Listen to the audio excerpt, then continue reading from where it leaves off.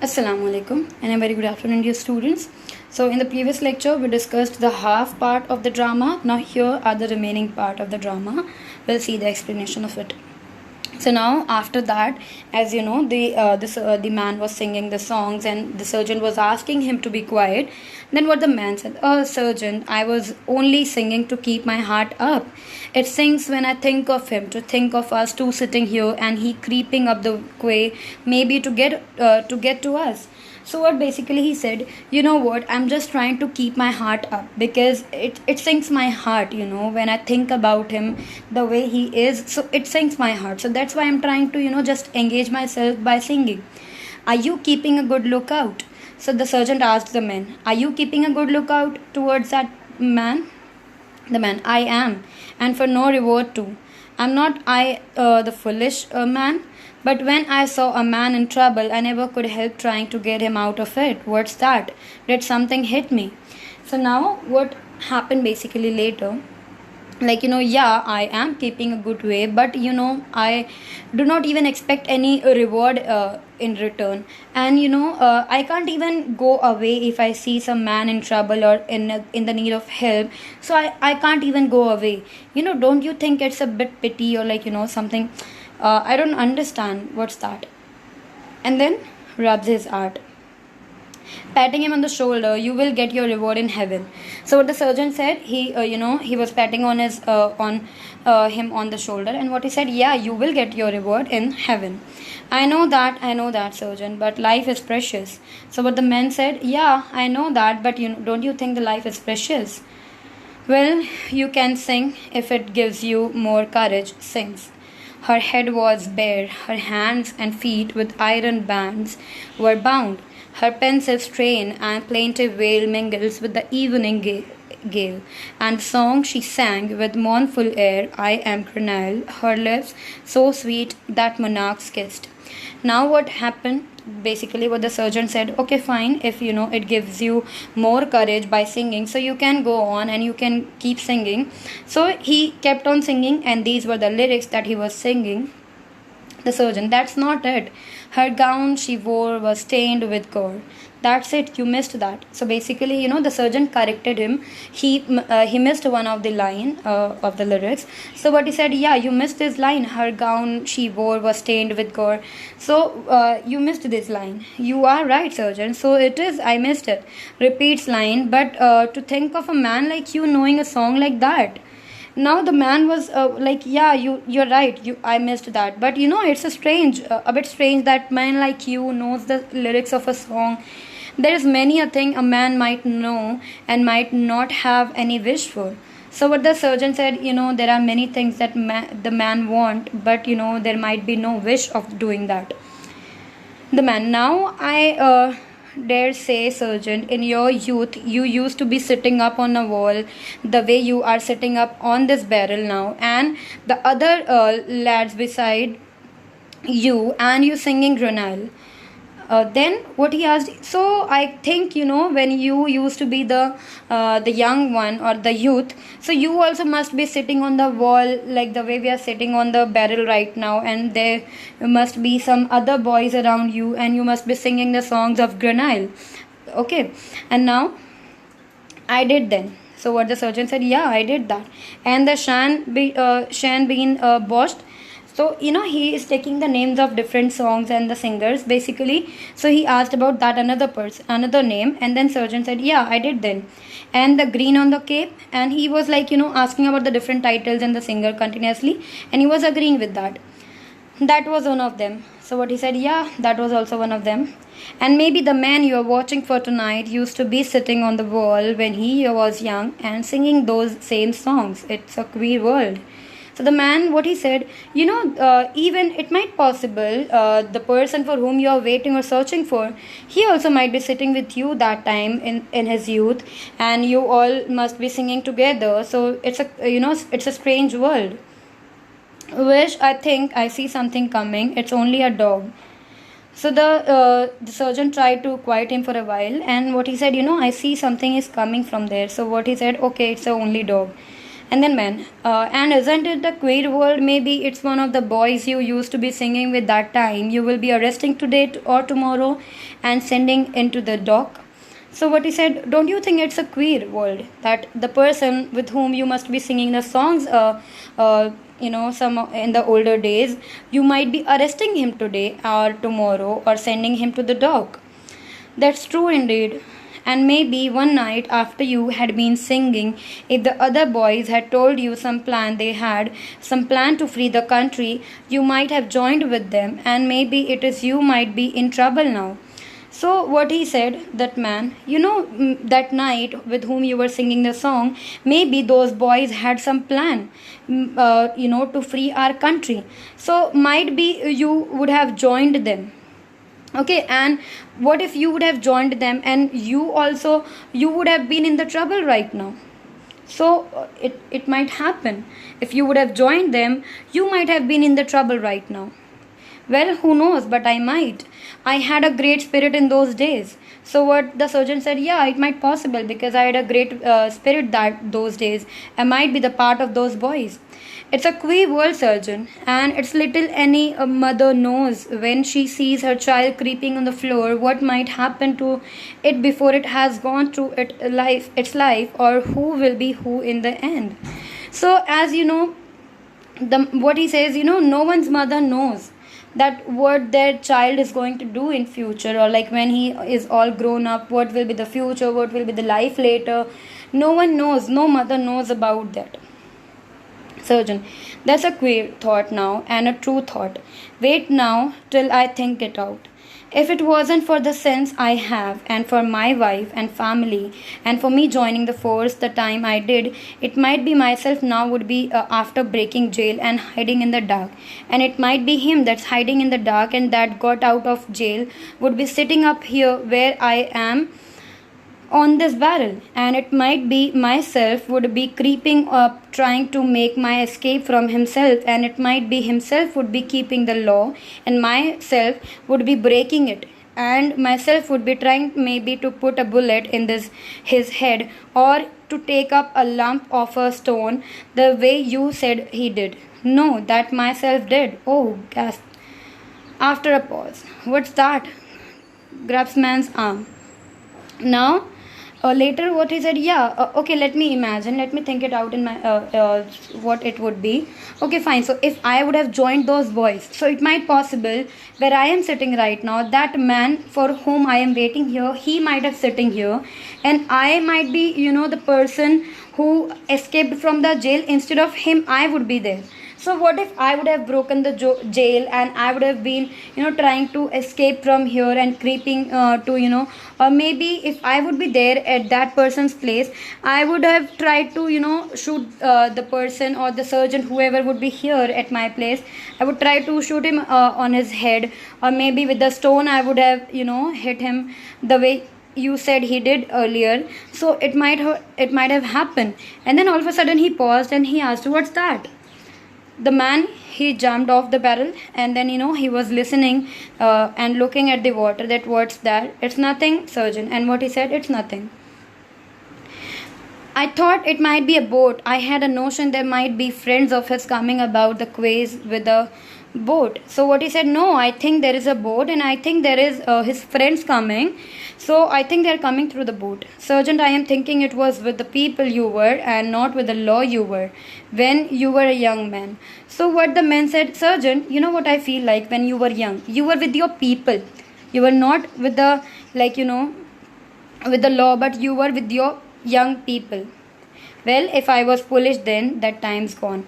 So what he said, yeah, if I would be foolish then only. So what he said, yeah, but that time has gone now. Maybe, surgeon, it comes into your head sometimes, in spite of you belt at your tunic, that it might have been as well for you to have followed Granile. So what he said, yeah, if you would not be, in your dress like this, the belt and the tunic that you are wearing right now, so you also must have followed Granile basically. It's no business of yours what I think. Maybe, surgeon, you will be on the side of the country yet. So what the surgeon said, okay, fine, whatever it is, I think it's none of your business. So it's better you stay away from it. So what the man said, maybe, but But I feel you are still on the countryside. You are in the favor of our country, I guess. Surgeon said. Gets off barrel. Don't talk to me like that. I have many my duties and I know them. Looks around. That was a boat. I hear the oars. Now what he said, okay fine, you just be quiet for a while. I have my duty to fulfill and I think that's a boat. I can hear that. Goes to the steps and looks down. Sings, oh then tell me Sean O'Farrell where the gathering is to be in the old spot by the river. Right well known to you and me. So basically he started singing, that man. And what the surgeon said, stop that, I tell you, sings louder. And the surgeon was asking him to be quiet, but he kept on singing basically, and even he was getting louder. One word more for signal token, whistle up the marching tune with your pike upon your shoulder at the rising of the moon. So these were the lyrics that again he sang. Now the surgeon, if you don't stop that, I'll arrest you. A whistle from below answers, repeating the air. Basically, what he said, the surgeon to the man, you know what, stop that or else I'll arrest you. And then there was a whistle from the below, as it felt like a signal. That's a signal. Stands between him and steps. You must not pass this way. Step further back. Who are you? You are no ballad singer. And then the surgeon said, you know what, I think that's a signal. And what's there between the steps and him? So what he said, you must not pass this way and you just be here. You cannot pass further. And what he said, who are you? But I feel like, you are not the ballad singer. That's what he said. You need not ask who I am. That placard will tell you, points to placard. And then what the man said, I guess you don't need to ask me who I am. That placard will tell you. You are the man I am looking for. So now he realized, that surgeon, that it's the same person for whom they are searching and of whom they have pasted the placard. So basically it's the same man, that person who broke the jail and is wandering. So that's what he asked. You are the man I am looking for. Takes off hat and wig. Surgeon seizes them. I am. There is 100 pounds on my head. There is a friend of mine below in a boat. He knows a safe place to bring me to. So now he was wearing the wig basically and in the hat. So he took out those wig and hat and the surgeon, he seized them. Okay. And then what he said, the man, yes, I am. And there are my friends who are waiting there who knows some of the place and they will take me to that safer place. Looking still at hat and wig, it's a pity, you deceived me well. And what he said, it's a pity and you deceived me. The man, I am a friend of Grenelle. There is 100 pounds on my head. So the man said, I am a friend of Grenelle and there is 100 pounds on my head. It's a pity. That's what the surgeon repeatedly saying. Will you let me pass or must I make you let me? So kind of, warning or that, whatever you can understand. So what he said, will you let me go or I have to make my way to go? That's what he asked. I am in the force, I will not let you pass. So what he said, I am in the force, so obviously I will not allow you to go. I thought to do it with my tongue, puts hand in breast. What is that? So basically what he thought, I was hoping that it will happen with my tongue, but he put his hand on his breast. And what he said, what is that? Voice of policeman X outside here. This is where you left him. It's my comrade coming. So basically, the other policemen who went to some other places to paste the placard, they were coming back. So that's what the man asked, what's that? So what the surgeon replied, it's my comrades coming. Man, you won't betray me. The friend of Grenelle slips behind barrel. And then voice of the policeman B, that was the last of the placards. So basically what the man said, I hope you won't betray me because I am the friend of Grenelle. So and he hide himself behind the barrel. And then the voice of a policeman B started coming and they were talking about the last placard was it was the last placard basically. Policeman X, as they came in, if he makes his escape, it won't be unknown, he will make it. Surgeon puts hat and wig behind his back. Did anyone come this way? After a pause, no one at all. We had no orders to go back to the station. We can stop along with you. I don't want you. There is nothing for you to do here. So basically they came, and as they came, he hide the the wig and the hat behind him, and then they were asking, no one came here. So what he said, no one at all. And he asked twice, the other policemen, and what the surgeon said, no, not at all. So they were like, they were talking that there are no orders to go back to the station, so we will here only with you. So the surgeon said, no, I don't want you to be here, because there is nothing to do with. So you bade us to come back here and keep watch with you. I would sooner be alone. Would any man come this way, and you making all the talk? It is better the place to be quiet. So basically, what the policeman B said, you asked us to come back after pasting all the placards. So here we are. So what the surgeon said, yeah, I was alone, but the thing is, it's better I'll be alone here, because if you all will be here, so you all will be talking, it will make noise, and if anyone hears this noise, obviously no one will come here, and for whom we are searching, he will also not come here if he will hear the voices. Well, we will leave you the lantern anyhow. Hands it to him. I don't want it, bring it with you. You might want it. There are clouds coming up on and you have the darkness of the night before you yet. I'll leave it over here on the barrel. Goes to the barrel. And then, so basically what they said, okay fine, we will leave the lantern over here so that it will help you, because the clouds are covering the basically the whole moon, so it's better you take this with you. So what he said, no, you bring it with you, I don't need it basically. And then what he said, well, I thought it might be comfort to you. I often think when I have it in my hand and can be floating it about into every dark corner, doing so, that it's the same as being beside the fire at home, and the bits of bogwood blazing up now and again flashes it about, now on the barrel, now on the surgeon. Now basically the policeman B said, okay fine, we hoped that it will comfort you, but okay fine, as you are like you don't want it to be here. And then the surgeon said, be off the two of you yourselves and your lantern. They go out, man comes from behind barrel, he and surgeon stand looking at one another. So basically, as he asked him, both of you, it's better you go off and take that lantern with you. So and then they moved off, and the man who was hiding behind the barrel, he came at front. What are you waiting for? Now the sergeant asked, what are you waiting for? For my hat, of course, and my wig. You would not wish me to get my death of cold. So what he said, I am basically waiting here for my hat and for my wig, because I don't think you will want me to die because of the cold when I'll be in the in the ship. So going towards steps, well, good night, comrade, and thank you. You did me a good turn tonight, and I'm obliged to you. Maybe I'll be able to do as much as for you when small rise up and the big fall down. When we all change places at the rising, waves his hand and disappears of the moon.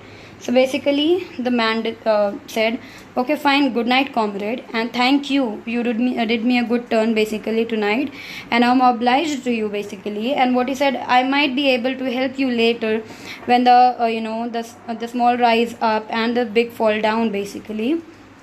The surgeon, turning back to the audience, reading placard, £100 reward, £100, turns toward audience. I wonder now, am I as great a fool as I think I am?